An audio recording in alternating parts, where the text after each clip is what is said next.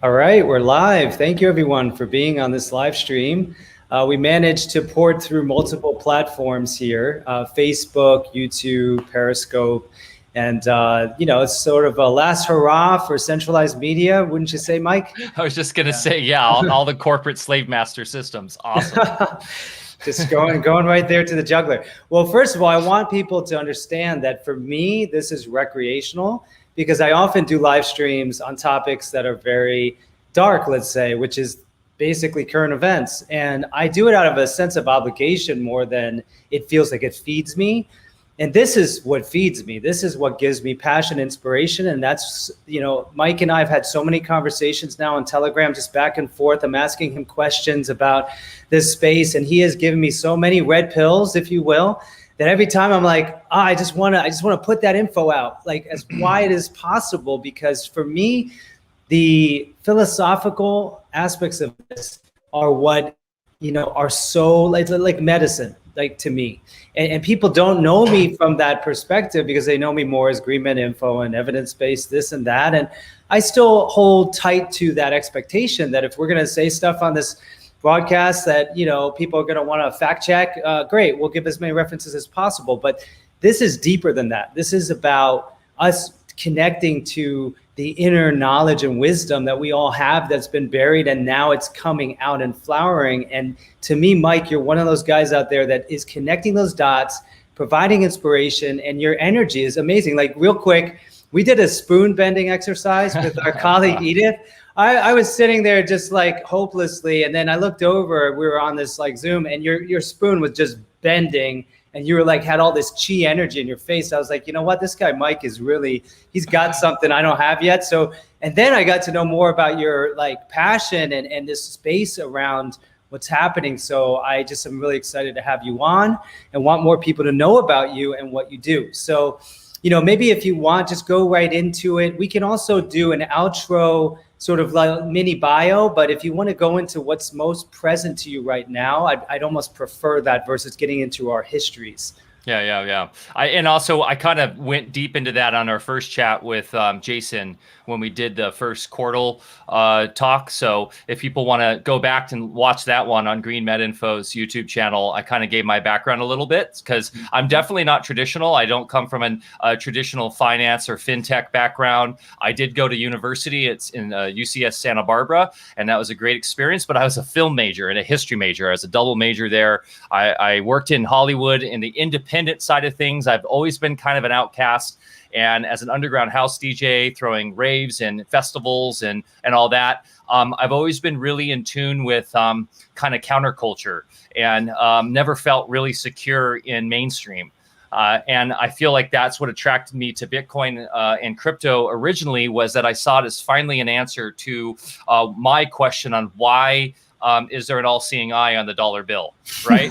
Like, oh my God, right? Why are the Twin Towers burning on the 20 or whenever that is, right? When you do all that, because I've been really passionate about the esoteric, about the occult, and understanding all that and understanding reality in a broader spectrum. And thanks to my dad, which I talked about in the previous interview, introducing me to the book, The Creature from Jekyll Island, when I was like 19, 20, when I was in college, which is the really important book everyone should read, which really details the creation of the Fed and the current fiat system that we're all under, and the way the banking system works, which is essentially neo-feudalism.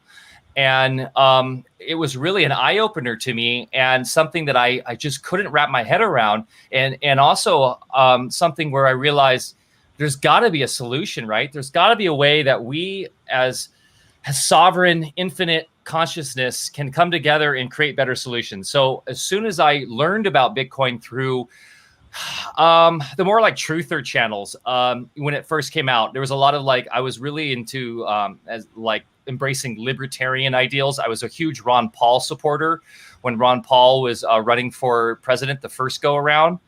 And that was right around when Bitcoin first came onto the scene, a little bit after that. And there was those types of circles were talking about it. And it was really something that was eye-opening for me, but I didn't get the technology. I was at that time working in independent television and media, and I hadn't really gotten so deep into tech yet. That came a little bit later when I started doing web development and really learning technology better. So for me, just like a lot of people, when they first learned about Bitcoin, were like, whoa, seems really complicated. Especially back then, there was no way to onboard in. You basically had to mine it or go through some some deeper channels to get the actual Bitcoin. Mm-hmm. And so, long story short, I did learn how to mine it, and then I lost those coins, as a lot of people did in the beginning, and they're on like a hard drive somewhere. It's probably now a couple $100,000 or more worth of Bitcoin.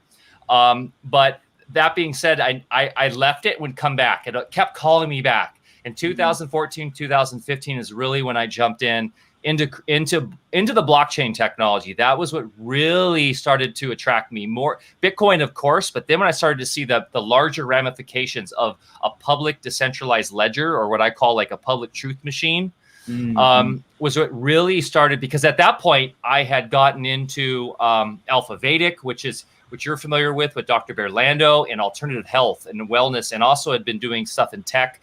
I'd actually tried to do a reality TV show about hackathons, and so I was in Silicon Valley shooting and kind of embedded in that entire culture, and saw just how gross it was, and it reminded me in some ways of Hollywood, except, I mean, the empowering thing about technology, that the tech industry, was that you could come up from anywhere if you had the great idea and you had the ability to get the funding and you were disruptive. Where Hollywood, it really is an old, like the casting couch thing is real, right? So that was really cool to me. But then I saw just how it had a lot of the same elements of control and centralization and manipulation and co-opting great ideas into nefarious things. So to me, I saw a lot of pitfalls with Silicon Valley, which we now see, which is, more obvious than ever now with the Great Reset. So it kind of grew from there. And then I was fortunate enough to work on a privacy coin. So I got to start working with an inner development team on a crypto that was kind of like the old school mentality. It wasn't an ICO. It wasn't corporately owned. It was very much like a Bitcoin in the sense that it was just people volunteering their time. And I got to get a lot of the inside baseball on the cryptocurrencies kind of inside scene with the developers, and how corrupt it is. And how there's a lot of these elements of the cypherpunk movement that got corrupted by greed and a lot of scams. So my eyes are really open to that, and how many coins out there are inherently corrupt. And so, yeah. So well, we can take this anywhere. That's good. That's a great intro, because that's why I reached out to you, because you have such a background in the history of the space, and also because you have stood out among many as being focused entirely on what you would call like an ethical imperative, or you're really trying to serve people. And to me, in this moment, when right now there's like trillions of dollars at stake right now with many of these projects, which actually are based on relatively problematic principles. I'd like you to talk more, and I know you will today, because the title is on holistic economy, and I know you've distilled 5 principles, but more about, what is it to have like a code base in projects like Corridor or Bitcoin that have a certain ethics built in, or a certain type of natural law? Because this concept is just really amazing to me. Or democratic principles, that sort of concept written into code. Mm-hmm. Well, yeah, that's why it's very important, first and foremost, to have some basic elements to any cryptocurrency project you're looking at, to understand if it is according to natural law. And what we mean by natural law are just the fundamental principles of how the universe works that we must all adhere to thrive and to experience this reality as is intended by the creator. and whatever you want to put the creator, whether capital G God or source or collective consciousness, whatever we want to call it. That's I think extremely important to know. And even if you're atheist or agnostic, there is still a natural law that defines the way this reality works, even if you believe in simulation theory or whatnot.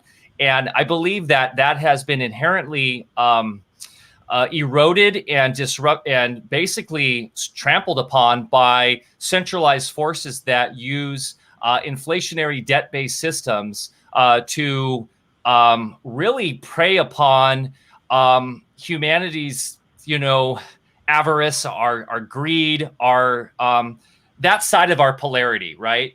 And we're seeing it more than ever in current society because we've become addicted to debt. We've become addicted to this debt system that we're all enslaved under right now. And the debt system's done wonderful things on some respects because it's allowed for innovations. It's allowed for short-term growth. But in the end, it's like any Ponzi scheme, it's going to collapse. The house of cards is very fragile on a fragile foundation. And in the end, we pay a much heavier price than what we get out of it. And we're seeing that as all systems are failing right now. And that's why we have everything that's going on right now. And so that's why when you drive around your average community in the West, especially, what do you see? You see buildings without any inherent beauty to them.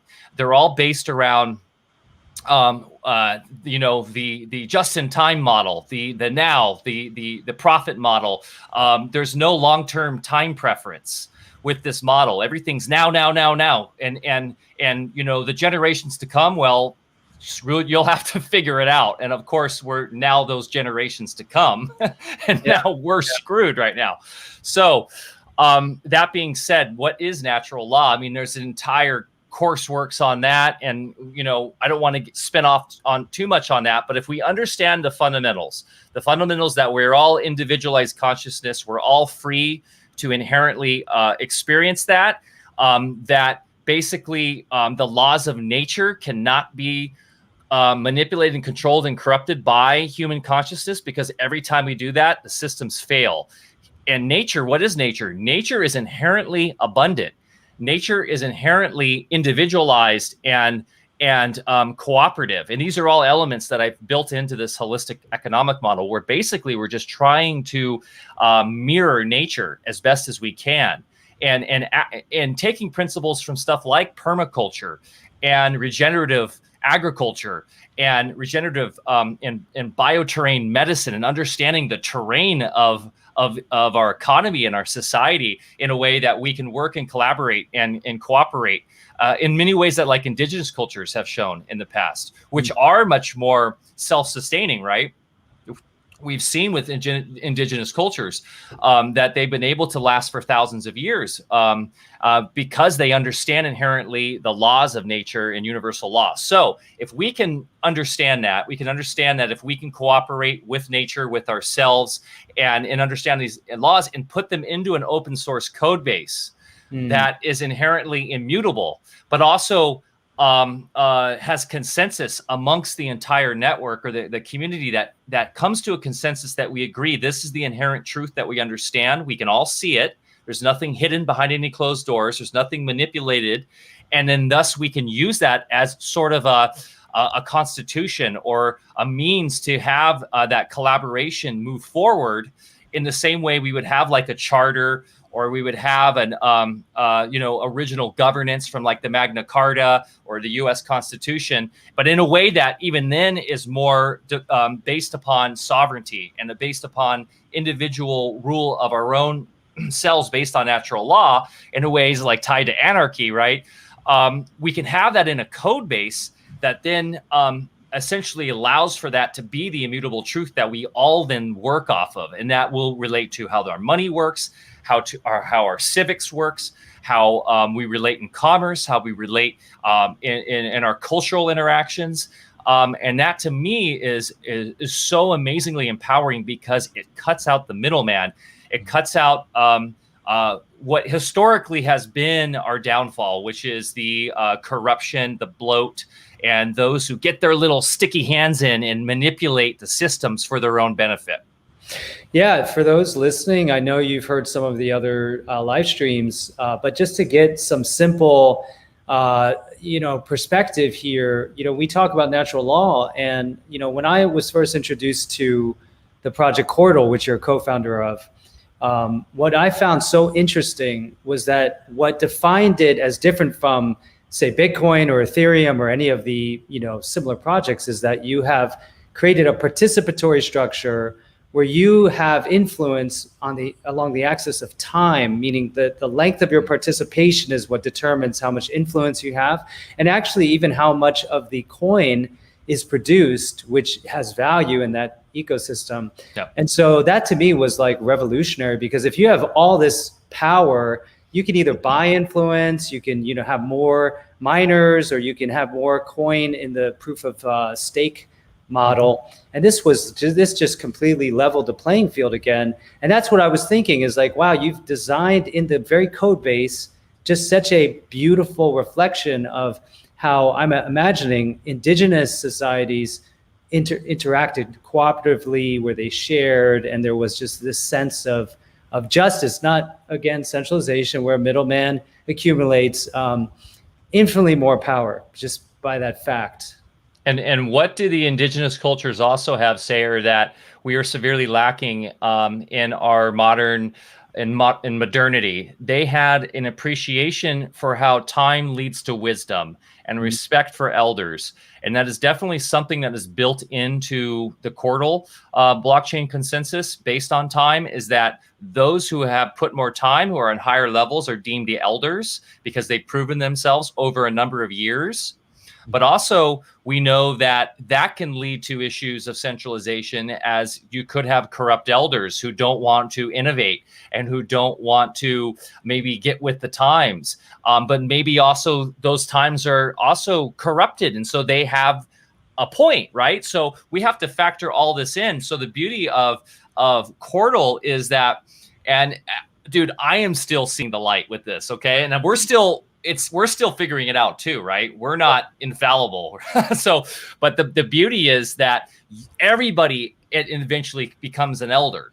Mm-hmm. And then as you equal up to the founders and everybody, now we can all come to a consensus together based on the fact that, hey, we've all put our 5 years or whatever into the network. We've done our due diligence. We've proven ourselves, but there's not like an infinite kind of race where people are always trying to catch up. No, eventually everybody equals out. And then, so that's an interesting thing, because we are mortal. Mm-hmm. We eventually will die. I'm sorry, transhumanists. But so in the end, then what happens with, you brought this question up with the chat, what happens with when you die? How do you pass on that legacy? And these are things we still need to figure out. But I think that's important, that you don't have this like ever increasing hierarchy of control, because doesn't work to me. Well, I want to add to that, because for me, like you said, still seeing the light, I'm getting flashes all the time now that I started to go down the Cordal rabbit hole, the portal. But so with social media is a good example. So I'm 13 years into Facebook, right? Yep. And initially, before they monetized it and weaponized it really against the public, the beauty of that with social media is when someone shared your content, it was like social validation, and they were proving that this has value, and that value adhered to that person's whose page, or content creator whose page or whatever stream you liked. And then what happened is that after they got to a certain point, of course, they went public, and you have Goldman Sachs and DARPA on the board and all this stuff going on. Then they just stripped all of the reach, and the 500,000 fans that we have, and so many people have the same story. You're reaching 10 people now, because they captured all that really beautiful energy that exists naturally among humans, and then turned it into something really dark. And in the Cordal next iteration, I understand that the voting system will give you leveling up points, if you will, based on the gravitas or the value that the community confers to you, and it'll be retained. And that's the beauty of this, is it's not a system that will be repeating the same problems of centralization and control of these other platforms. I think so. I think social media is getting a really bad rap right now because of the centralization and the algorithms which are preying upon that endorphin rush of likes, right? We know that is not a problem. So the endorphin issue, right? That is a human societal issue we have right now that I think is related to our debt-based system and our lack of grander connection to that's the work that we have to do as individuals. If we're living in a truly holistic economy, in a holistic a culture that where we're healthier and we're more in tune with the planet and with each other, we're not going to be in such debt to need those likes, if that makes sense. Mm-hmm. And so I think social media, I was on Friendster when it came out. Mm-hmm. And then I was huge on MySpace because I'm a DJ and I loved MySpace. I thought MySpace was awesome because you could go in and customize your page. And it was like more of your own little portal where Facebook really just kind of, stratified everything and made it very much more about the likes, and where MySpace was more about the community and the social interaction. And I think Facebook was created by intelligence to take out the MySpace kind of world because you had more power yourself with your individuality and your sovereignty, where Facebook was more about the algorithms. Mm-hmm. But for me, it's all about the centralization is the problem. You're right on. And if we can have social media that is decentralized and that is more geared towards a holistic environment where it's connecting all the different aspects of humanity in a way where it allows for that, that social need we have as social animals as tribal, connected consciousness, then I think that's empowering, and I'm a huge fan of social media for that. I think it's an amazing innovation, and it's something that we need to really improve upon. And I think if we decentralize it and we work on it in certain ways so that it is more in tune with nature, I think the sky's the limit with what we can do with it, because I think it's the early caveman wheel to the spaceship, if in terms of consciousness. So I think it is the early kind of more materialistic, denser version of where we will become as psychic collective consciousness again, like we used to be. So I think the internet all of that is super important for us to make sure that we keep it decentralized, because I truly believe that is where we're going. Yeah, that makes total sense, because, I think you mentioned in a recent interview that a lot of us were preparing for going back to the 1800s when this, situation dropped, over a year ago. And it's not like we can abdicate this just amazing technology of the internet while substrated upon a military, sort of infrastructure. We know now that the solution is Web 3.0. And of course, projects like Wordle, Bitcoin is overtaking, I think, the global reserve role in a way that is just mind-blowing to me, actually. And it's a good stepping stone. It's not the same as Wordle in terms of the participatory sharing nature of your economy. But do you want to go into some of those 5 different points? And I apologize, I need to close this screen while you go ahead here. You're glowing. God's light is upon you, my friend. I kind of have that too, but we just did a podcast on natural light, and I'm trying to embrace as much as I can. So basically, a great way to start that. And that is my talk on Reunion Summit. I'm wearing the Reunion Summit hat, by the way, and you're featured twice in it. You're on an amazing panel. It starts on Saturday with Catherine Austin Fitz and Dolores Cahill. And then you have your own individual talk in there. And so I did a live stage talk at the actual event in Joshua Tree specifically about this. And this is where I've kind of introduced this holistic economy model to the world. And I'm really just kind of sitting on the shoulders of a lot of much smarter people than I that have innovated. And I'm just kind of bringing in my experience from alternative health, from agriculture, from media. As I explained in my talk, in my interview, I'm kind of fortunate that I've had these life experiences from all these different realms. So I didn't just come up in economics, or I didn't just come up in agriculture. I've kind of done it all. I've been like this jack of all trades guy. So I feel like I have this kind of unique perspective. So you mentioned technology. Technology is inherently important for us because it's inherently deflationary. And what I mean by that, as an example, is look at your smartphone. What we can do with these is mind-boggling, right? But if we look back at when the smartphone first launched, or when the first cell phone launched, rather, back in, I think actually the first cell phone was really in the late 80s, where it was like these huge cases, or let's say, and then of course you had car phones, right? But how much were those? I mean, even this is not even taking into consideration the inflation, but to own a cell phone in like even the early 90s, right, was like thousands and thousands of dollars. And all it allowed you to do was call on it, right? And now basically your smartphone is bigger, is like more amazing than the most advanced computers NASA had 30 years ago.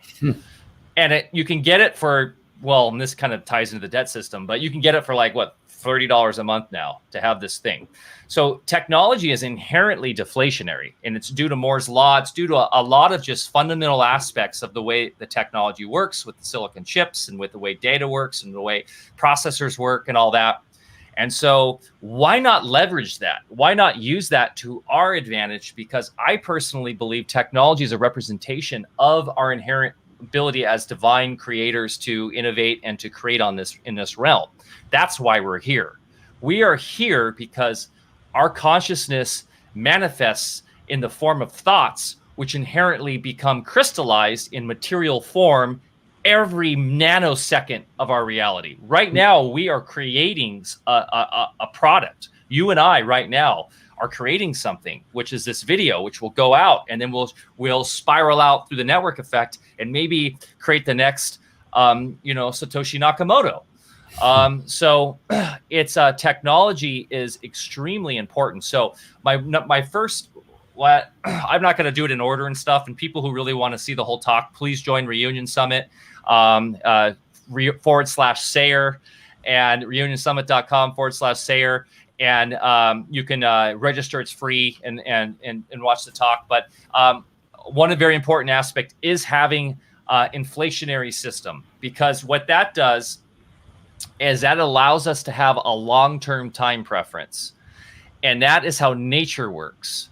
Nature, and remember, I'm mimicking from nature. So nature understands that the importance of having a long-term time preference, because then that allows for us to develop beauty. That allows us to have a multi-generation regenerative systems that allow for this garden planet of Earth to be what it is. So when we're living right now, we are in a debt-based system that is basically massively inflationary, which means that we're trying to take advantage of the money right now, get it right now, to create stuff right now, because it's losing value literally every second. And so we aren't stimulated, or we don't have that need to save, to look to the future, to take the time to build beauty. When we've had gold standards in the past, in the 1800s, when we really had a gold standard throughout much of Europe and the West, and even throughout the East, we had things of beauty that were developed. We had great philosophy. We had amazing innovations that were more holistically minded and to serve us in the future. And we go back through time, whenever we see that we had more deflationary sound money systems, we had amazing renaissance. We had amazing beauty, and we had the cathedrals. Like, say what you will about the evils of the Catholic Church, we had more of a deflationary gold-backed money system then. And while we did have usury and we did have banking and we had that, we still had a much more sound money system. And so they had the time to build cathedrals. You go back to Egypt, they had gold-backed money systems. You had the pyramids. You had this really enriched cultural dynasty, right? And that's not to say they were perfect. They had a lot of problems, but one aspect of that is the deflationary model. I think that's really, really important, and that mimics nature. Another really important aspect, and that's what Bitcoin is really embraced, by the way. Bitcoin is extremely hard currency or hard money because it is set into that scarcity model where it's set at 21 million coin, and that's hard coded into the code base. If I could just add too, that those who are looking at Bitcoin skyrocketing price, it's sort of an illusion in a certain respect because the money supply increased 33%, the US money supply over the past 12 months, which is a hyperinflationary parabolic increase and debasement. So Bitcoin is just kind of like inversely showing that happening, just like stocks and real estate.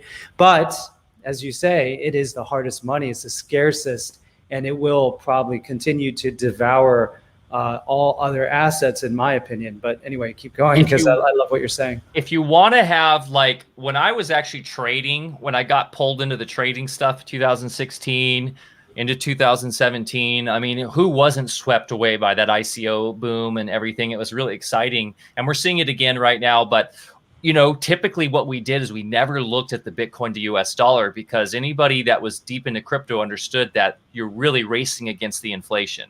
And so what we did is we looked at to other assets that were solid, that had some legacy. So we would compare it to, God forbid, Ethereum or to Litecoin, and we would see the Satoshi value. And that was almost a better gauge to see how Bitcoin was doing in the markets than comparing it to like the dollar or the euro or something, which is a centralized currency that is manipulated. That is, we know they hit the printing presses and whenever they deem fit.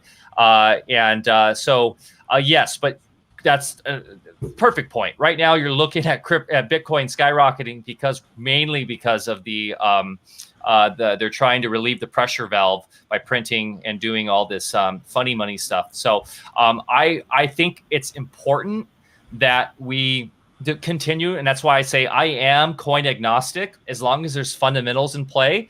I think it's the future economy will have a couple different types of cryptocurrencies at play. I'm not a Bitcoin maximalist, obviously, because I'm, working on other projects. And I think that there's pitfalls to Bitcoin maximalism as well. However, I do recommend, if you are looking at the value of Bitcoin, try to look at it towards Satoshis compared to some of the bigger cryptos, because that might in the end be a better value metric than looking at it to something like the dollar.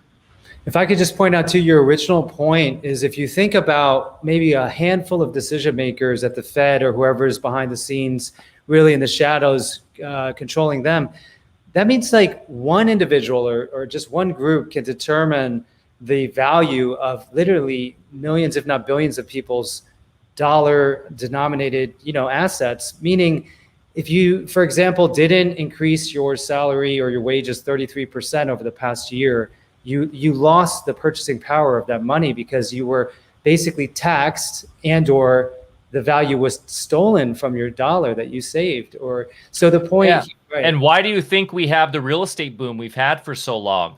Because this is so inequitable. It's so just not fair, because so for people that are able to play the debt game, they have been smart and they've been buying up assets. They've been buying up hard assets like real estate. And what happens is your real estate values are going up because of the way the inflation works. And so you've got this like crazy mass capitalization of those who can, we call the 1%, which say, or you and I are in the 1% of the world. And so we are able to go in and buy up assets. And then we see the price of real estate going up, not because of the free markets that are deeming the value of supply and demand, but because the currency is being devalued. So it's a really unfair to those who are stuck in the poorer classes and in third world countries and places. They are getting reamed by this. So there's actually really no price discovery organically happening any longer. It's being manipulated in such a way that at this point we don't really know even what dollar denominated value really is. I had a flippening internally when I started to understand what Bitcoin really is and is doing, almost like a vortex, just consuming all these other assets, is that I would now denominate things in how much Bitcoin it would cost, that I'd have to liquidate into fiat in order to, purchase something. It's a total, and Quartal, and Quart, because the same thing is true. I have a little bit of Ethereum, and I'm looking forward to the day, which will be soon, where I'm just going to burn it in an act of defiance against what is fundamentally a toxic asset on some level, because you and Jason have helped me understand that. And by Quart, dude, we have, So as you know, I'm working on other projects, and one of the projects we have is called Manifest X. And this is ideally our portal out of fiat and out of all the, excuse my French, shit coins, into a truly decentralized new crypto that is inherently deflation. It's fitting in all the holistic model. And it's built upon but real world experience. So in the way that Quartal's built upon the aspect of time, this is built upon the energetics of P2P experience, and experience that so the connection and the collaboration between others, which is at the core of the holistic model. And one of the ways that you can so it's based upon a gamification of experience points. And that's one element to it. And that's the basis for your weight, if you will, on the consensus. And I know this might be a little complicated, but one of the aspects to get in and provide experience so that you can get a coin on this is by burning these tokens. So literally by coming in and burning Ethereum or by burning Litecoin is then you proving that you've done that experience, and then anyways, we've worked that into the system. I love this because on a more meta level, when you understand like what the fiat dollar is and how it's tied to the petrodollar, and just this power structure that really is substrated on endless war and obviously fossil fuels. It's a toxicant-based model on a physical to spiritual level. And when you basically translate or you burn that fiat for something like Bitcoin or Quartal or Cardano, if you like that project, you're just creating the new system that is stateless, permissionless, trustless, and that's unstoppable. And there's something about this that when you start to understand that, it really does become like what Max Kaiser talks about, which is that the dollar is like literally an instrument of terrorism, and Bitcoin is an instrument of world peace. And again, there's limitations to Bitcoin. You've helped me understand that. But, this is the larger promise, I think, of this topic. I say that the easiest form right now of being the easiest revolutionary act you can do right now is buy Bitcoin. It really is. And it does have its inherent pitfalls to it too. And Max, I'd love to debate one day, or at least have a nice conversation with, because he is a maximalist. And I love him. I've been following Max since for 15 years. And before Bitcoin was around, because he would talk about the casino economy of the United States and the prison system and how the problematic it is. And I love that guy. However, there are problems with Bitcoin maximalism. And one of them, I feel like, is that because it's been so capitalized and so bought up by large institutions, you think BlackRock and these like huge funds haven't been buying Bitcoin? Are you kidding me? The centralized exchanges are a massive problem. It's Wall Street 2.0. And I worry that not only do we have large institutions that really own a lot of Bitcoin and can really move their weight around with it, but two, that you have a lot of criminals. And I know this has been a knock on the traditional by the traditional JP Morgans, who are the biggest criminals, but still you have potentially mega like gangsters that have billions and billions in Bitcoin now, of US dollars in Bitcoin. And so, and that gets to your definition of what is a criminal. But if these are murderers and gangsters that have this, is that really good? So things that Max doesn't want to ever talk about, because I bring it up, and I brought it up on many comments and stuff to him, and I'm just a small fry, so he probably hasn't seen it. But I'd love to talk to him about some of that stuff, because these are realistic issues we have with Bitcoin, besides the centralized mining farms in China and all that. Well, listen, I want you to go deeper into this, because to me, this is some of the most compelling conversation that could be had, because I don't ever hear about this side. among those who are evangelical about Bitcoin, myself included at times, I want to know what you mean. Like, so you're saying that ultimately it can be weaponized or used for evil, like any, actually even more so, as some of the, the media reporting has been saying. So the counter to that is that it's public. You can go in and look at these addresses and see on the Explorer, right, where the funds are, and that's the beauty of blockchain. However, that doesn't mean it's still not a fundamental force in the new economy, and that if you have Bitcoin become the standard and you've got criminals who have the big hands in the pot, society can be fundamentally altered by them. And so that to me is a very important aspect that we must be talking about. We know that back in the day with why am I blanking on it? The centralized kind of underground exchange, Silk Road, and all that.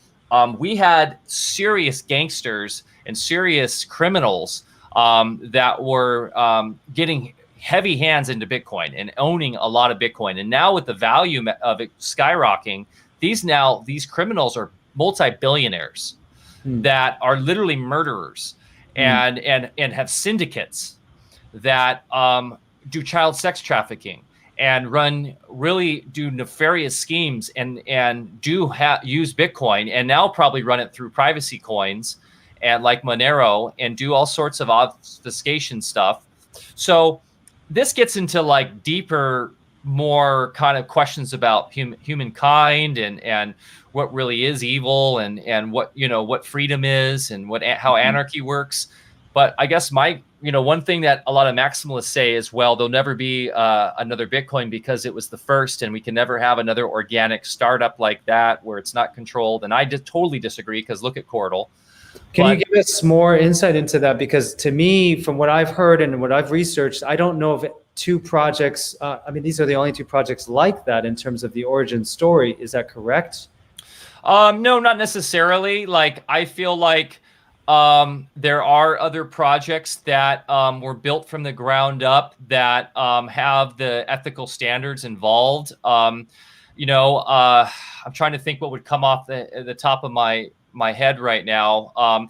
There are projects that are inherently decentralized, that even if they are a Bitcoin clone, they were done without a corporation behind it. They weren't pre-mined. They were done with a proof of work model similar that projects maybe like Digibyte or Monero, they are very inherently decentralized. They might have a foundation behind them, or they might have a leader behind them, but they don't have that corporatization, and they have a much better protocol behind them than proof of stake. Now, inherently pure coin, people could say, was one of those, but it had the proof of stake consensus, which requires a pre-mine, requires basically what the Fed does, which is printing their own money for them to do what they want to do with it. And their whole idea is the ends justify the means. So the idea is, we're going to pre-mine it and we're going to have it, but we're going to spread it out. Trust us. Sounds like communism. It's and crypto is supposed to be inherently trustless, but trust us, we have good intentions. So, but yeah, I know that's the problem, right? Like, what are the other projects? There are some, and I used to have a list, and I'll pull up that list, and I maybe drop it in the comments later.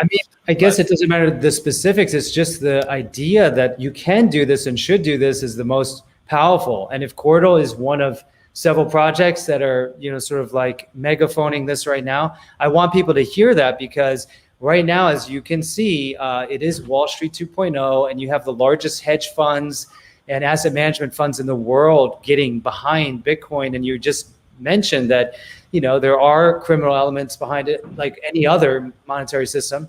So, including those hedge funds, which are the biggest criminals. Well, yeah, exactly.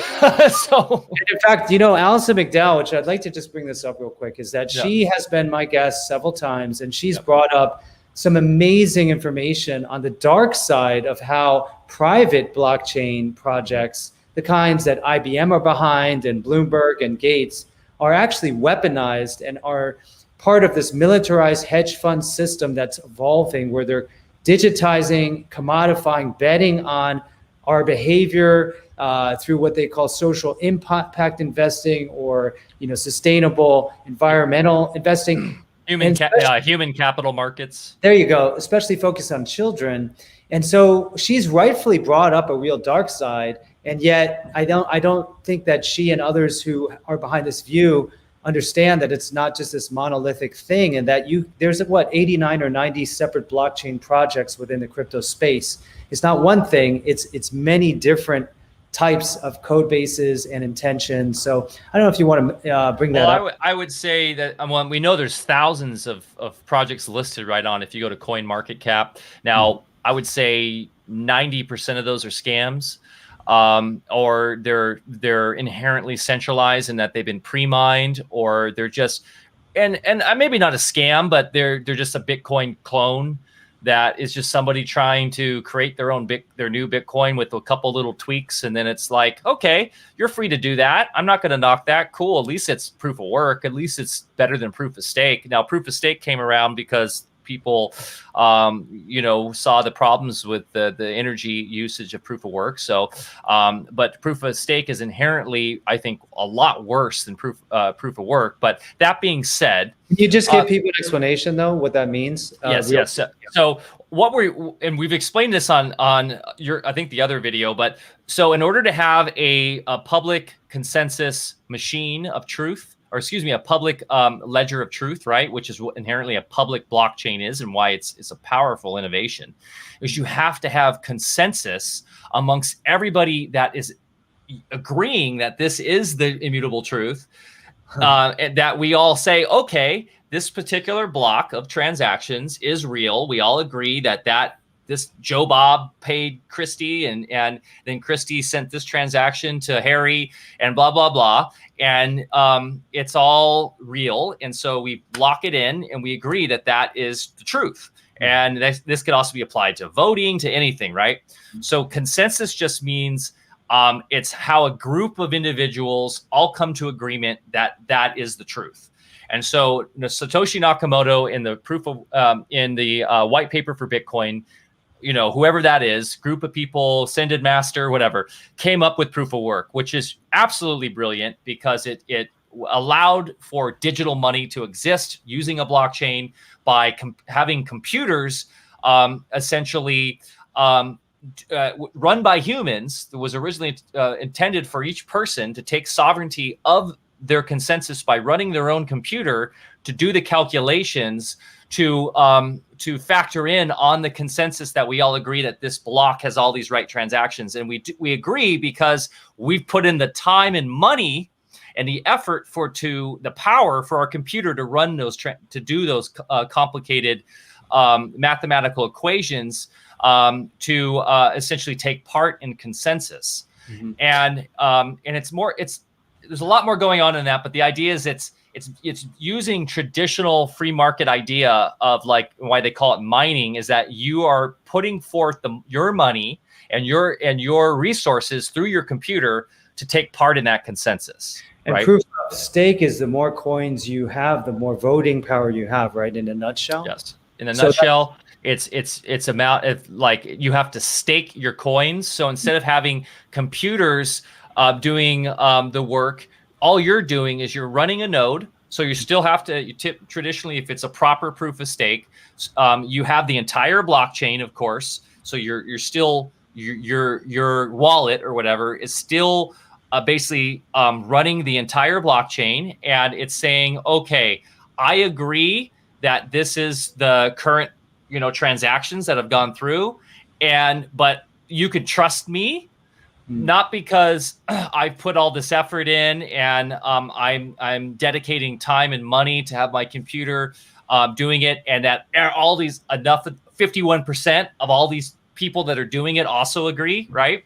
Instead, it's saying that you can trust me randomly.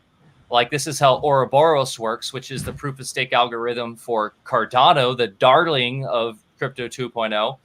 Because I have a lot of coin that I have staked on the thing, which proves that I'm indebted, or that I have put forth the money and time to be a trusted actor to do the consensus. Well, so this is such a great example of the difference between Cordal and these two projects is like you have this like horizontal plane of, force over others through accumulation of power, through mining power, through the number of coins you own, the wealth you have. Whereas, of course, with Cordal, it's along the axis of time, and it's the metric is participation, proof of participation, proof of intent is another term you use, and that's revolutionary because that gives everyone, the ability to, and it's actually only what, a 5-watt device or less versus 1500 watts for a Bitcoin miner. So it's also energy efficient in a way that none of these other systems are. Yeah, and so with proof of stake, we saw proof of stake explode in the ICO boom, which is the initial coin offering boom in 2017, which is what we call crypto 2.0, which was really spurned originally by Purecoin, which was the first proof of stake coin, which was developed with real good intentions. I believe it was developed to solve a lot of the problems with proof of work, which was the energy usage, which was the increasing centralization. So we saw with the mining, with the competition, which I don't know if Satoshi Nakamoto, the white paper developer, saw this coming, but as humans do, driven by greed in this current model of our reality, how can we one up each other to get more money, to get more stuff? Well, I'll create stronger, faster computers. And there was this race, right, to have the fastest computers that were solving the problems fastest, because that's how the proof of work consensus works. And that's what drives the whole economy. And it's really quite innovative and beautiful. But on the flip side, you had people then developing really robust machines, and that turned into what's called the ASIC miners, ASIC, which I can't remember what that acronym stands for. And that led to pooling and farms and people pooling all this power together. So they had the upper hand. And then everyone then just coming in on bigger and bigger and bigger and bigger operations. Yeah. And then it came down to who has the cheapest energy. So of course, China is dominating because they have cheap, dirty energy, right? And so that was a problem. It's like, whoa, now we're polluting the world when we were trying to solve these problems. Now we're like polluting the world, and Bitcoin's like the #1 energy, user now in the world, the Bitcoin mining. So yeah, if I could add too, I mean, initially the idea was so beautiful, and you've used the term Aquarian with the white paper, and anyone could go ahead theoretically and they could mine coin with Bitcoin. Now there's only about 10,000 nodes operative right now due to this system that evolved where, you can still somehow mine, but you're not actually running a node. Whereas Cordal already has 1,000 nodes. Its Genesis block was July, and it's just people like us who are really hobbyists and passionate who are creating this new network globally. And that's really promising because, what was it, 2009? When the white paper was brought forth, and here we are, and those were hobbyists that started Bitcoin. We say Cordal's like your shot. If you miss Bitcoin, you have a shot to get into a new kind of Bitcoin thing where, I feel like any crypto that's telling you have to buy it to get into it, that's red flags for me. That's like all of them, isn't it? Well, that is the culture that is now developed from the ICO boom, because this is the other inherent issue with proof of stake, beyond the problems of centralized control by big stakeholders, by big money holders. Well, inherently problematic with that is there's a what do you call it when a paradox. Because the paradox is with proof of work, you start with what's called your Genesis block, and then everybody can start mining and trying to earn coin. It starts with literally like no coin. And then the first miner gets that first coin, and then the second miner, every block, it gives you a reward. And then that's what builds that natural economy. It's like if somebody first discovered the first nugget of gold, and then we're like, oh my gosh, this has value. And then everyone starts running to try to race and dig up gold, right? That's how a proof of work coin gets launched. It's very natural. Where a proof of stake coin, you have to essentially, because the consensus requires coin from the beginning to run it, you have to have coin magically appear. So what we call that is pre-mining it. So they literally have to centrally devise how much coin from the very get-go is there to then distribute out. So and there's nothing stopping a billionaire from coming and buying all the coin and having the most voting power, right? Correct.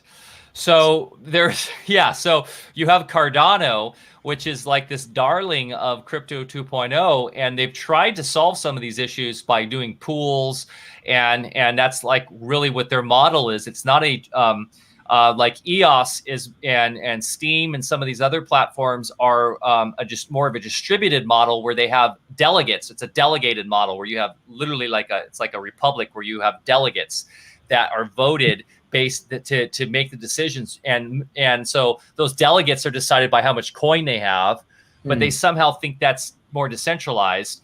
No, and it's not. So it's like this whole, it's so weird. They put in hundreds and hundreds of millions and hundreds of millions of dollars into these projects that are all built. It's like germ theory, right? It's like our modern medical system, who put in hundreds of billions of dollars into the cancer research, into AIDS, into all this stuff, but it's all built on a broken infrastructure foundation of germ theory to begin with. Same thing. Proof of stake is built on a broken consensus algo from the very beginning. Yeah. Well, and again, if it reproduces the conventional financial system, in any respect, then it's basically reproducing what's fundamentally, almost you could describe it as an evil system. When I think about the courtal system and this sort of like council of elders who've put in the time, and by the way, those who don't know, with courtal, you can go ahead and run a node with low power that simultaneously helps provide the sort of the new network or the mycelium of this new internet, as well as it will mint once you get sponsored by an original founder, because they set it up so that it would be a very slow growth process that couldn't be gamed. You had to know someone who's a human that would sponsor you. And by the way, the original developers in a way came in with a vow of poverty because there was no pre-mine. They weren't really getting paid other than Jason, who had a source of income where he just basically donated it to the project. That's a great origin story. I mean, from what I can tell, that means that anyone who's a founder actually had to put in time for the right reason, because they weren't trying to make money while all this money was being made around them in these other projects. So it's sort of really beautiful story. Yeah, exactly. And it's important to understand this notion of pre-mine, because most people don't get it.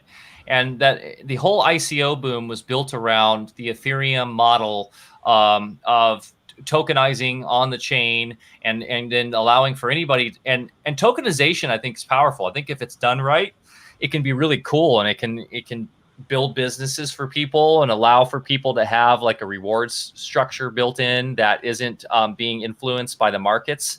That's another knock I have on Bitcoin maximalism, because people say, well, why not just use Bitcoin for everything? Why do you need an alternative token? You just use Bitcoin. Well, because Bitcoin, one, it's being manipulated by other people. So if I'm a business owner, it's like, how is that different than a dollar in some respects, right? Like, why can't I? If it's empowering to be able to create your own money and then have your own little community agree on that value and go, hey, it's like bartering, right? It's like Ithaca dollar. Yeah, exactly. So I think that's really cool and anarchist and sovereign. And I think there's a lot of power to that, but also we got to be really careful with that, because there's inherent dangers to manipulation and control. Like, I've been recently made known of this Twism, I think it is, project that is allowing for people to tokenize their business, but it's inherently centralized. And it seems very like just Apple bucks. It might as well just be Apple or Microsoft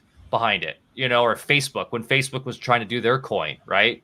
Which I knew was a joke and would fail, because we already have XRP, which is that's all we need right now, is a major centralized corporate coin. So Fiat 2.0, yeah. It is. Yeah. So, but I believe, so Cortal has the ability to create assets in it, which is like token. So down the line, we will, Jason and the core founders and the community has not done that, because we don't want to support like ICOs type mentality. But once the community is there and the holistic economy is really developed, and we've got a really strong network, then we could open that up if the community votes on it and decides we want to do it for a specific reason. And then you could have your green med info token. that is built on that consensus of Cordal. Well, I had this concept early on, and interestingly, we created a Greenmet Info token back in 2010 within our own Drupal-based infrastructure, just so people could have coins for being members and buy abstracts and things like that. Yeah. But for a while, I was working on this project, and I know we talked a little bit about this, where I wanted to create a way for us to remediate the intergenerational biosphere karma of radioisotope contamination, plastics, heavy metals, and then be able to prove that it's been taken out of the chain of life, whatever, and then that would then give people the ability to burn their toxic fiat in order to purchase this coin. So that's an example. It could be a tokenized coin on the chain. Is Manifest X is another example? Is that right? Yeah. So Manifest X is exactly would allow you to have the infrastructure to do that, and that would allow for people to basically create that dream idea in the system and then tokenize it in that way. And it's built upon what we hope will be the most fair consensus algorithm that has aspects of Cordal with the time idea, but that is also integrating different ways to port in from fiat. And really burn your fiat in that way to destroy the old system. Well, and the irony too is that if we're not burning our fiat, the Fed's doing it for us, because we're going to go through an accelerating debasement that's going to destroy its value anyway. So we might as well get something of value with it while we can. Exactly. Yeah. So, I mean, this kind of goes back to, on the holistic economy model, the second aspect besides deflationary is decentralization. So I think we've really stressed the importance of decentralization. Nature is inherently decentralized. And really, I think, like what we talked about social media, decentralization fixes a lot of the corruption and the bloat and the problems with something like social media. And so people are going to have to start, though, changing. See, what Silicon Valley has really done is it's automated and optimized our lives to where they're so simplified and so immediate with centralization, with the way apps work on our phone by giving our power away, that we become addicted to how easy that is. And what I mean is decentralized systems require effort. So with Cordal, the biggest knock on Cordal right now is people are like, wow, it's so hard. I got to download the software. And yes, we're going to make it way easier to do that. But with decentralization, you have to take these steps because you are inherently in control of your key, of all this stuff on your system for security and for how that's why decentralization works. The reason why apps are so simple is because literally they're in control of all that information. You're giving your power away every time you sign up on an app that is a fintech app or that is an online wallet or is any of these fancy new scams that are coming out that are calling themselves crypto. Like I was just told about this Bees social one that people in my town are jumping in and this is a very unfortunate aspect of Bitcoin exploding in popularity. Now people are like, wow, crypto's legit now. Like I got to get in on it, but I can't buy Bitcoin. It's 50,000 a coin or 60,000 a coin. It's too late for that. What else is there? And they won't take the time to understand something like Cordal right now because they're normies. No knock on normies, but they're still watching CBS and eating McDonald's and watching football and aren't in tune with themselves so much to understand that we need to take the time to be healthy, and that relates to technology too. And so they go, wow, I can just download this app and I can connect my bank account, and now I'm mining on my phone, which is and now I'm earning this. I can't pull it out for a year, but I'll have $1 million in a year. And meanwhile, they'll never see that. It's a total Ponzi scheme, and they'll get scammed. It's totally allopathic. I mean, pill just make it go away or make my life better. And so ultimately, I love this concept that with freedom comes responsibility, and that's built into this actual system that you have to put the work in. Work is love made visible, Cahill Gibran, or even what Benjamin Franklin said about, was it freedom? where security without freedom is prison. Mhm. And that's what all these big tech platforms have offered us, this sense of, oh, it's all free, and we're the product ultimately, and now we're in a gulag because of it, literally a digital gulag. And this to me is like the portal, the escape out of that system that I was so longing to find, and just surprised that it actually already exists. Another thing too I wanted to say in this line of conversation is around self-custody. Like self-sovereignty means that, like, okay, if you don't own your Bitcoin private keys, you don't own your Bitcoin.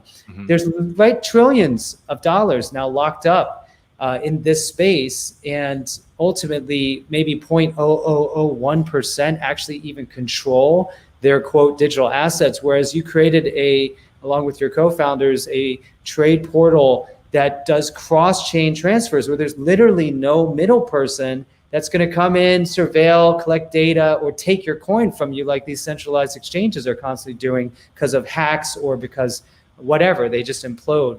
So that's another big deal, Yeah, and having taking your own fiduciary responsibility for your life and your assets is what Bitcoin was all about. It was all about you taking part as a responsible grown-up in what money is, because we don't have money right now. Currencies, what we have right now, are inherently disempowering because they're forced upon us and they are manipulated and controlled. And what do we even do? We put them in a bank, which then does fractional reserve banking. And I mean, it's just so wild to me. So giving us negative interest. it's so crazy to me. So yeah, like having a hardware wallet, right? Like that was one thing we always stress, like here's the original Trezor, which I still use, the original first generation Trezor. And then I've got a couple Ledger Nanos here.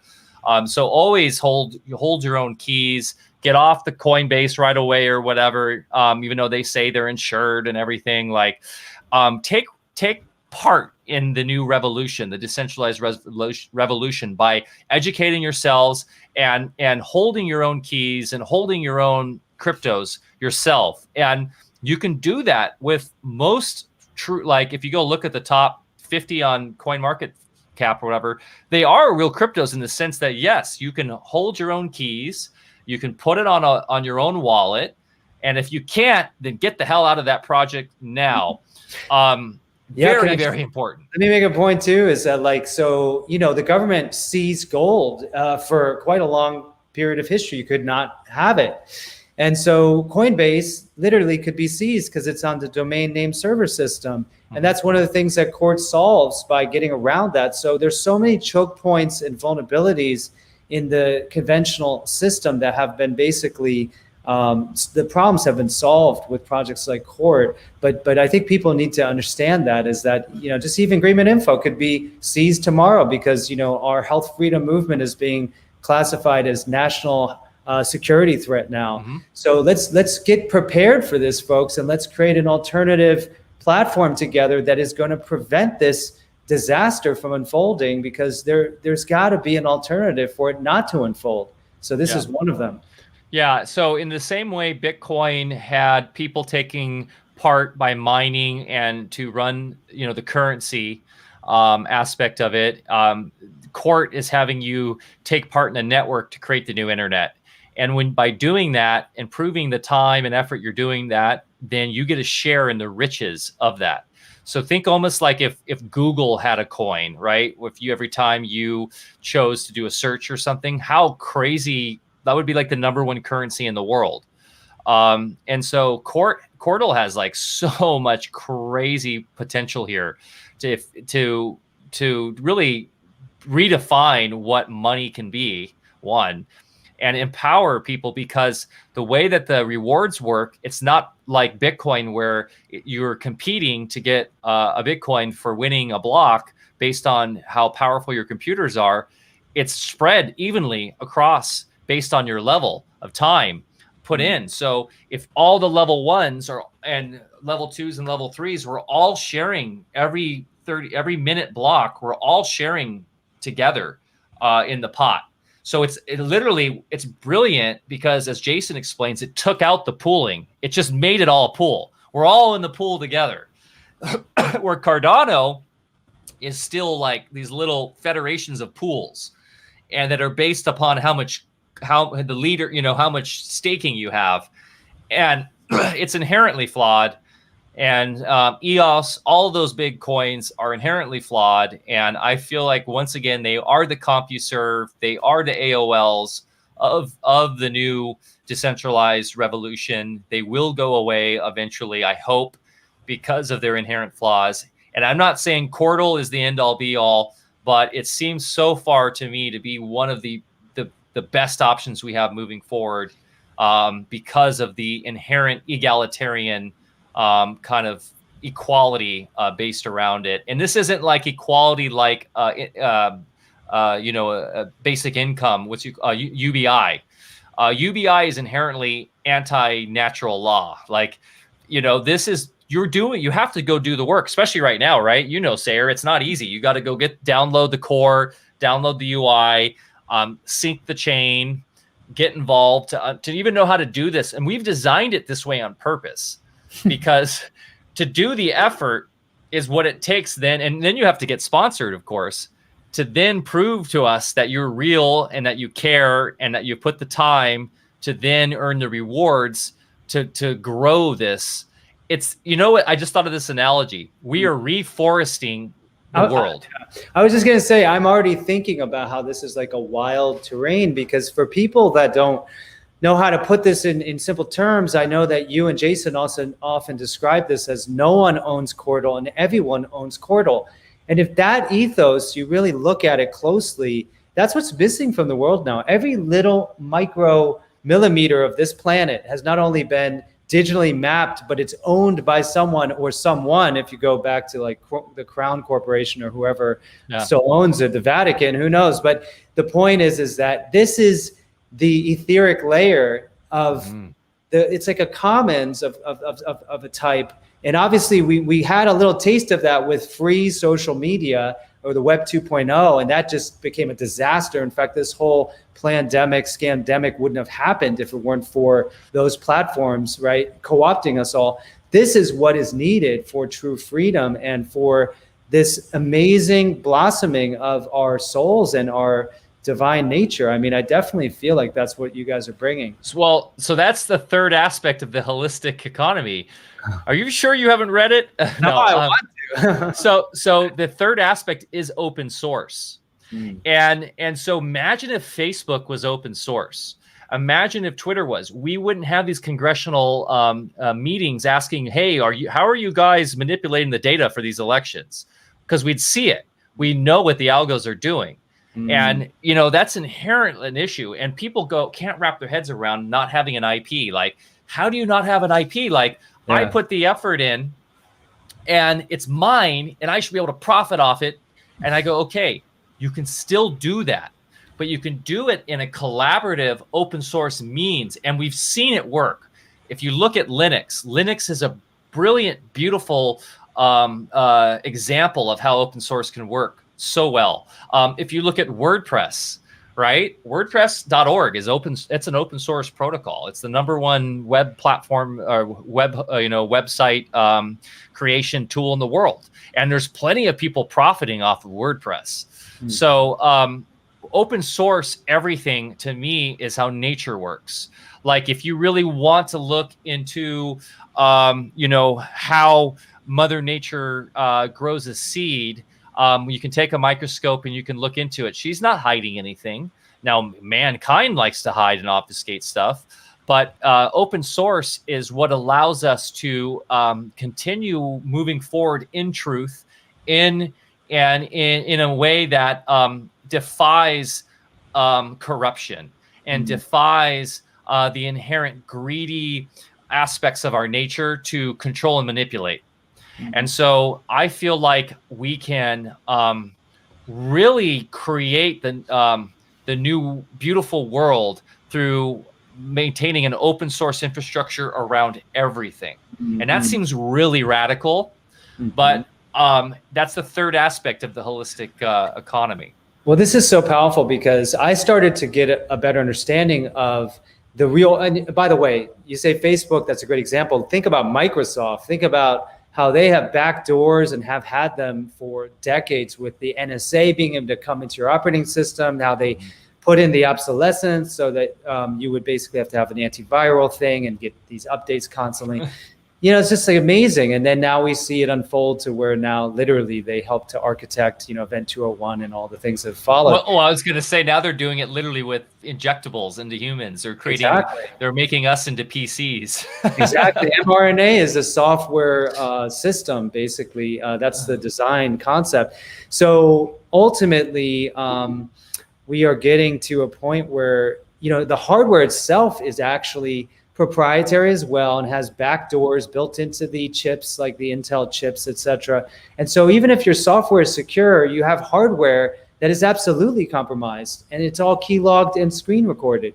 So technically, when Jason started talking to me about the hardware he designed with these other developers, it's amazing. They're open source CPUs, where I'm like, wait, isn't that terrible? Hackers can get the code, and they know how to get into this. And the whole point is it's evolutionary, where yes, but then good people come by who are even better, and they patch it up, and the community creates an even more resilient system, versus one that Bill Gates or whoever can literally just change 1 billion computers with one little change of the code so that they can take all of your data or spy on you. I mean, it's amazing, this revolution of what open source really is.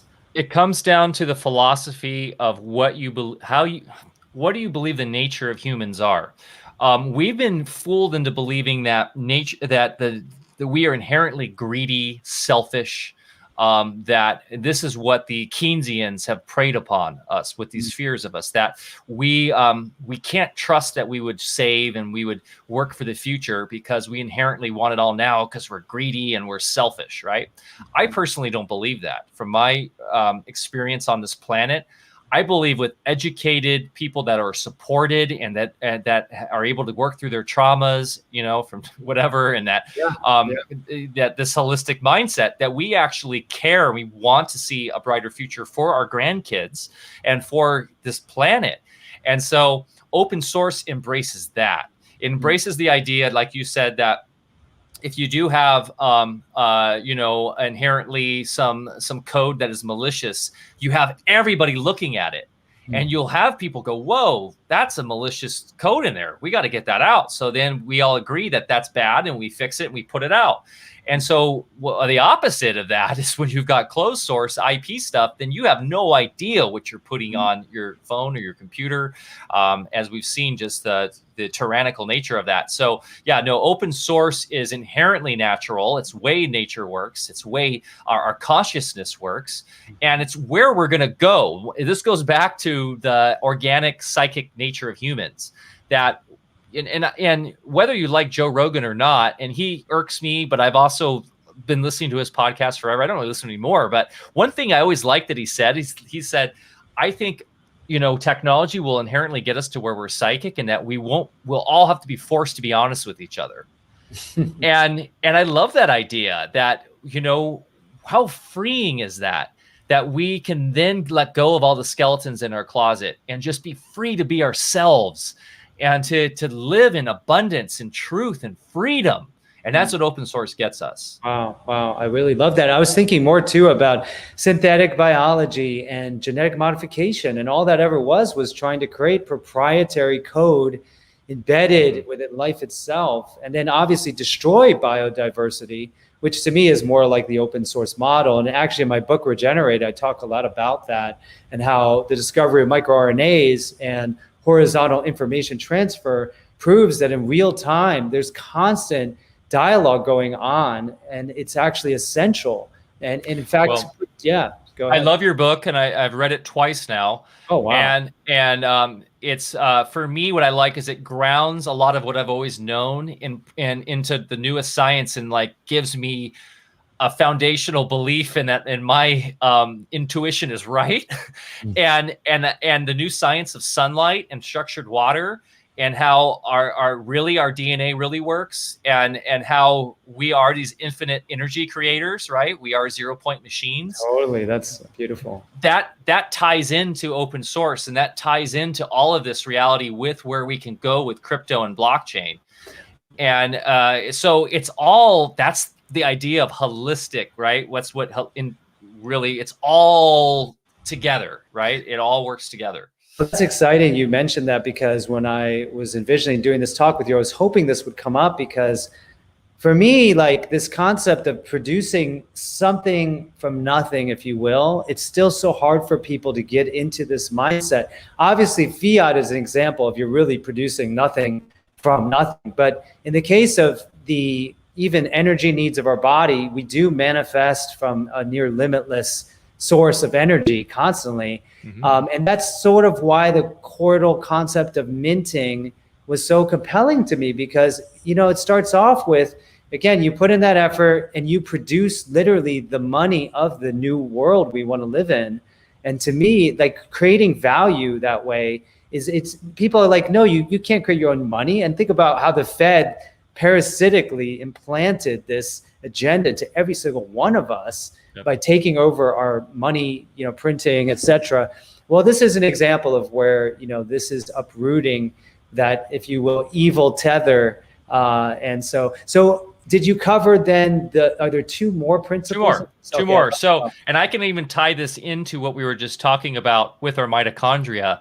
How does our mitochondria work? We collaborate with what? We collaborate with literally the sun.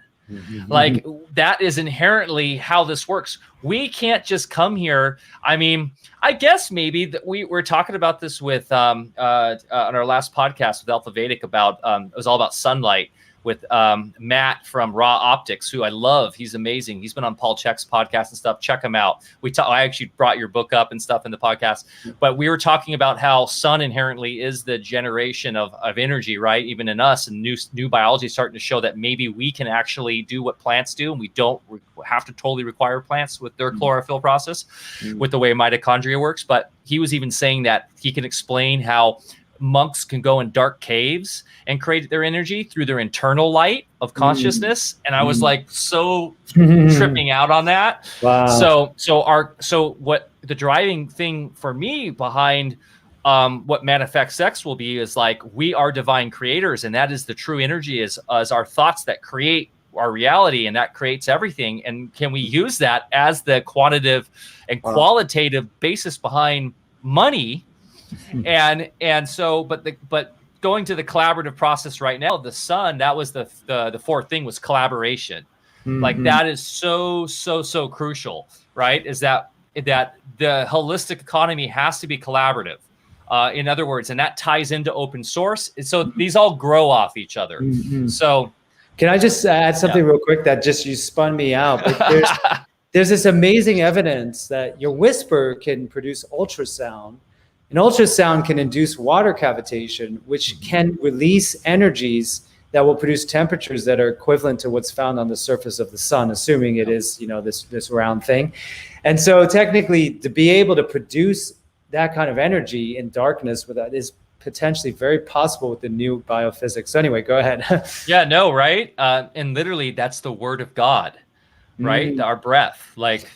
That is the generation of all, like the power, you know, comes right there. I mean, I know, and I love the pistol shrimp thing you talk about in that and stuff in the book. Like, so you know, these are really exciting times, because I feel like we are on the precipice of mass innovation and in the dawn of this golden era. But we gotta get this monkey off our back, which is the inflationary controllers, the you know, that have really been dominating humankind since the fall of Atlantis, if you will. And I think it's what led to the fall of Atlantis. But so collaboration is huge. I think we kind of understand what that means. That means us as communities coming together, working together, creating solutions.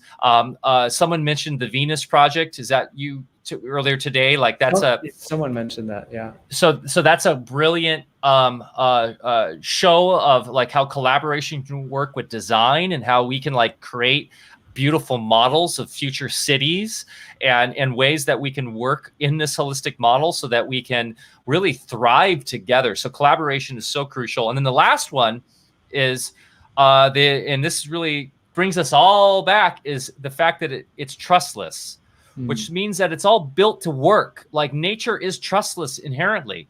Like and to explain what that means is that it doesn't require, the seed doesn't require, if we just throw a seed out into the ground and it's in the system, it's not going to require that I come and water it if it's meant to happen. Like the natural system, if it's meant to generate and be a tree there, it's just going to happen. It's just design, in the inherent design of the process of nature, is not trusting that I come out and do that. Now, if I want to centralize it and have a farm and manipulate it and control it, then yes, then it does have to trust that I do it. But permaculture, something like a food forest or regenerative farming, has shown that we can work within the trustless nature and the beauty of nature to have regenerative systems just take care of themselves. And it's way easier and it's way more bountiful. And we're finding out through permaculture that these systems make a lot more sense. So trustless would be the fifth and final thing. I love that, because the abundance experience, which has been so deprived, so many of us have been deprived of it. That is the basis for, really an appreciation of God itself, herself, himself, just that the fact that we exist when you could very well, and it's far more likely, predict that we wouldn't have anything instead of, something versus nothing. And here we are right this moment. And we have this incredible opportunity to determine the way that things will unfold based on our choices and our effort. And I love that part of that so this project too, that it's just reminding people we have to take responsibility. We need to be adults here and start to really make good decisions together, and some really beautiful things will come of it. So any last thoughts, reflections on the topic? Well, I mean, I think you just nailed it there. It's time for us to grow up. It's time for us to finally come into our maturation as divine sovereign souls. And what that means is it's gonna take some work. It's not all, we've been kind of encapsulated in this very just in time, we can have everything at our fingertips, but we will sacrifice everything for that in the end. And if we want to change the world for the better, we're going to have to get a little bit of elbow grease involved. We're going to have to put some work in, because we are in a huge debt of time and what our previous generations have done. But let's be fearless about it. Let's be brave, and let's have fun with it. Like that collaboration part of it is really important. Let's help each other out. Let's find our tribe, our communities, and support each other through love and patience. You'll notice that if you do want to join the Cordal Network, we've got support on right now on Telegram and Discord, and it's a very loving environment. I've been involved with a lot of cryptos, and there's a certain culture around it that is very, in general, supportive, but also can be a little judgmental if you're not technologically savvy. And I feel like this is unique in that we embrace like your grandma who wants to come in. It's not easy, but we would literally have people will hold your hand and help you, because you're brave enough to to believe in this and join in on this, because it's not something you can just download an app on your phone and then sync to your bank account and buy, like on Coinbase, $100 worth of crypto there. Now you can buy it, as you know, Litecoin right now. And then once you have a node running, you can go into the P2P decentralized exchange and buy Court, and that helps with price discovery. It helps with the developers who own some Court who are selling it right now, and that's one of their only means of literally buying food right now.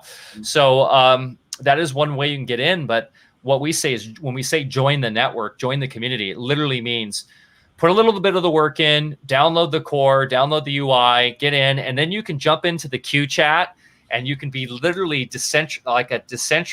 a decentralized way, having communications that are fully encrypted and it's really empowering to get into Q chat, because you're like, wow, this is an encrypted chat that not even the CIA can come in and hack unless they go through the process and become a member. But then you can create your own private chats on there. We and because it's open source, and we want like the most ardent security specialists, please come in, stress test it, see if we have the problems with it, see if there are issues with it that we need to fix. Like, that's the power of open source. So everybody, come on in. I have to say, I didn't even really know about the Discord channel. I didn't know what it was until, of course, meeting you guys. We did the first interview. And then even for a couple of weeks, I didn't check. And then I looked through the community and I looked at all the different conversations and people helping out. And I was like, oh, well, this is amazing.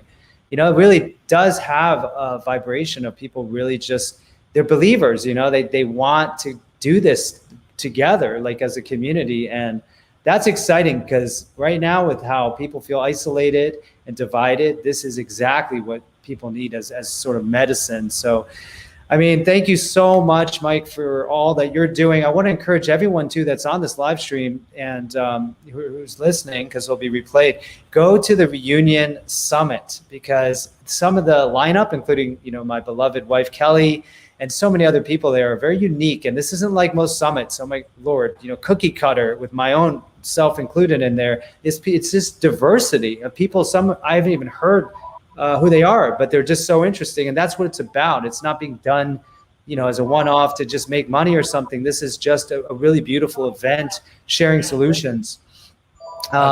See, you're much in need. Oh, Mom, well, then it's a better answer. Hey, Mom, let me call you right back. I'm finishing up a live stream, okay? You should be proud of your son. Okay, come on over. Bye. That's beautiful. So my mom and my dad moved here, you know, where I live in like very remote place. They moved up here, so I get to see them every day. So anyways, they're coming to get their grandkids for a little St. Patty's Day celebration because we're Irish. Oh, that's awesome. But yeah, man, the Reunion Summit, I'm hosting it with Josh Del Sol. I put my heart and blood into this, so you'll see my face over all the videos. We did it in person, so I know a lot of people are like, "Oh, not another freaking digital summit." We did shoot this. More than half of the content was shot in Joshua Tree in person, like in a beautiful stage environment, like people camping, and we're doing it again. I'm going to announce it to the world right now. The first announcement, Sarah, on your channel. We're doing Music and Sky, which is the in-person festival, July 4th, the weekend of July 4th, out by Yosemite in Northern California. This is an open, so this is an event that is not going to require any papers or any mastering thing. This is a camping event that acknowledges sovereignty. It'll have amazing talks by a lot of people that are in the Reunion Summit. They'll be there in person. We do workshops and a lot of healing, a lot of talk about crypto, dancing, music, and fireworks. Wow, so, that's amazing. So yeah, if you go to Reunion Summit, you can then see Music and Sky as one of the sponsors. Follow that to the website. We'll have more information, pre-sales going live this week. And that is an amazing event that I throw with my other partners there. And that's something that is really true to my heart because we come in person and we hug and we collaborate. And that's so, so important. Beautiful. Awesome. I want to thank everyone who participated. Feel free to share this with those who may be interested. And yeah, we'll see you at the Reunion Summit starting very soon. Starting this Saturday. Yeah. This Saturday. See you there. Yeah. All right. Okay. Thanks guys so much.